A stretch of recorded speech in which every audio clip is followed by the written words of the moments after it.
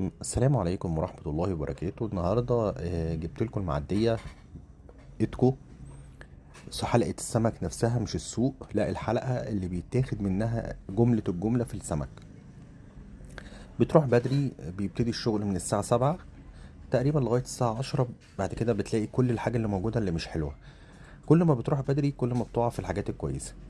الميزة اللي هناك ان في طاولات كاملة مشكلة، كابوريا على جمبري على صبيط على مش عارف على سمك، على كل حاجة انت ممكن تتخيلها.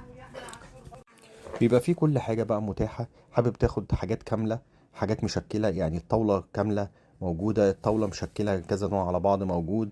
كل حاجة ممكن تخيلها، والأسعار ما تتقارنش ببره. الأسعار أقل كتير كتير كتير من الأسعار اللي في السوق.